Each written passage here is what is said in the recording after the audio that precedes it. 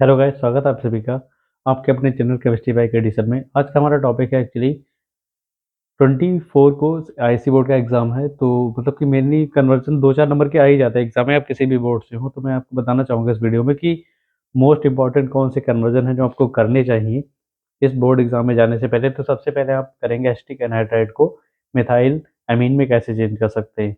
देखिए, कभी भी अगर हम लोग एसिटिक एनहाइड्राइड, ये स्ट्रक्चर बना हुआ है उसका, इसकी रिएक्शन NH3 से करेंगे तो इस तरीके से कुछ बॉन्ड ब्रेक होगा और ये हमारा CH3COOH अलग निकल जाएगा। इधर बनेगा हमारा CH3CONH2।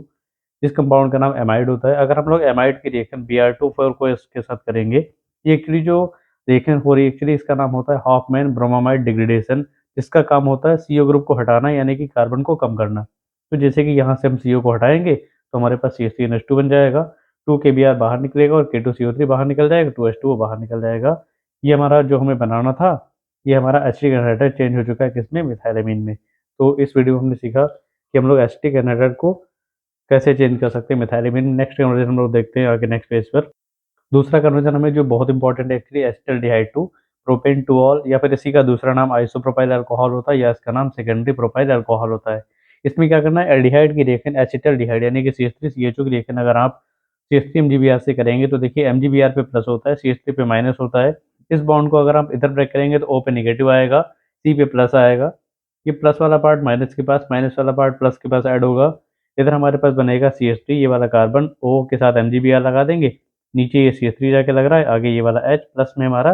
दोबारा अगर हम H2O को लाएंगे तो H2O कैसे ब्रेक होता है, H और OH में, यानी कि ये वाला H इस O से जुड़ जाएगा, ये OH MgBr के साथ बाहर निकल जाएगा। इधर बन जाएगा हमारा MgOHBr, तो यहाँ पे बन जाएगा CH3COH HOCH3। इसको हम चाहें तो CH3CHOH CH3 लिख सकते हैं।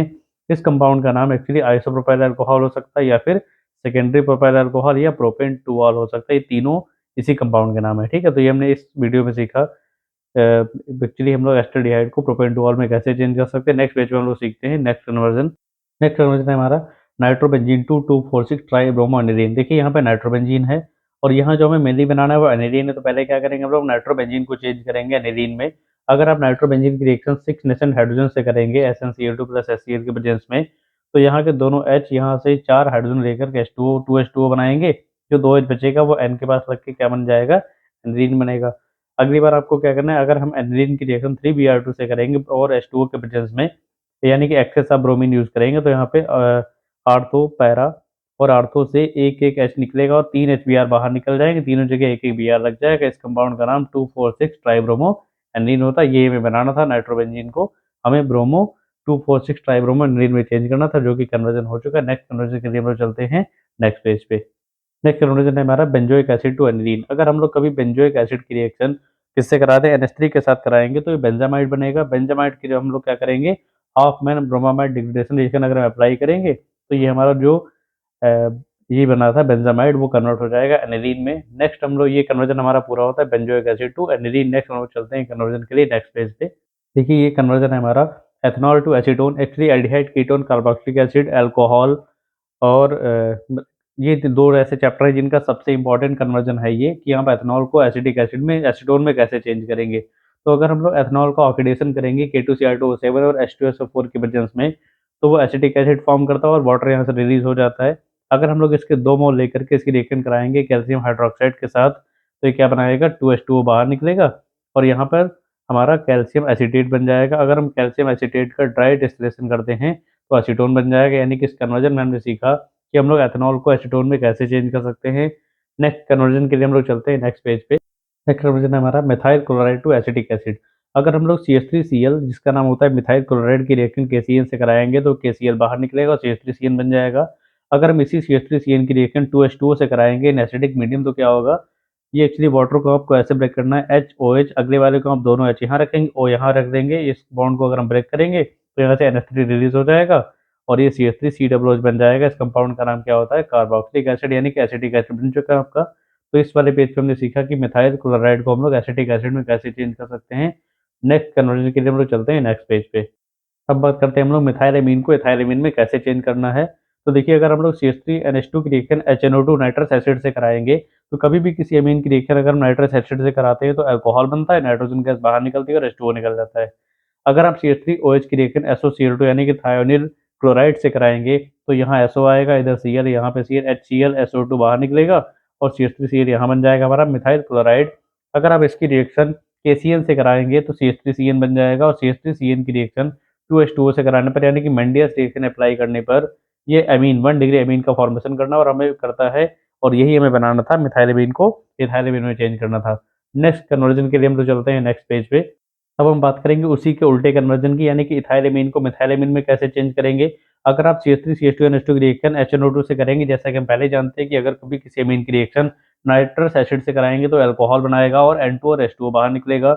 अगर आप CH3CH2OH का दोबारा ऑक्सीडेशन करते हैं तो क्या बनाएगा, एसिटिक एसिड। अगर आप एसिटिक एसिड की रिएक्शन NH3 से करा दें तो ये एमाइड बनाता है, और अगर एमाइड की रिएक्शन हम लोग half man bromide degradation apply कर दें उसमें, तो क्या होता है, एक कार्बन CO कम हो जाएगा और हमारा एक कार्बन कम होगा तो ये क्या बन जाएगा, मिथाइलएमीन बन जाएगा, और इससे क्या बन जाएगा हमारा, इथाइलएमीन मिथाइलएमीन में चेंज हो जाएगा। आप इन स्टेप्स को याद रखिएगा कन्वर्जन के लिए कैसे अप्लाई किए जाते हैं।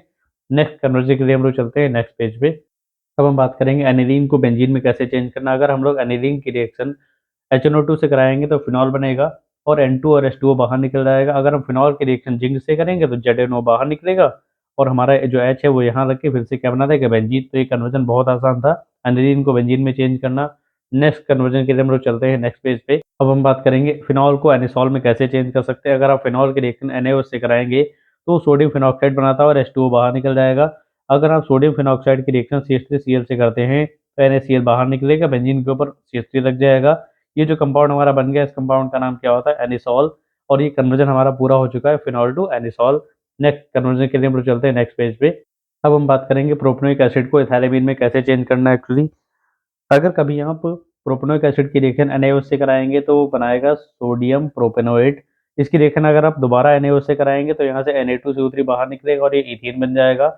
ईथेन का अगर आप क्लोरीनेशन करते हैं तो ये क्या बनाएगा, क्लोरोईथेन। और क्लोरोईथेन की रिएक्शन NH3 से कराने पर वो इथाइलएमीन बना देता है। ये कुछ इंपॉर्टेंट कन्वर्जन थे क्लास 12 ISC बोर्ड के बच्चों के लिए, जो एक्चुअली आपको 24 को एग्ज़ाम देने जाना है। उससे पहले आप इस वीडियो को ज़रूर देखें, और ये उम्मीद करते हैं कि इसमें से 1 से 2 कन्वर्जन आपको एग्ज़ाम में ज़रूर मिलेंगे। धन्यवाद, आज के इस वीडियो में बस इतना ही। मिलते हैं आपको नेक्स्ट वीडियो में। अगर ये वीडियो आपके लिए हेल्पफुल रहा हो तो प्लीज़ चैनल को लाइक, शेयर, सब्सक्राइब ज़रूर करें। धन्यवाद, आपको मिलते हैं नेक्स्ट वीडियो में।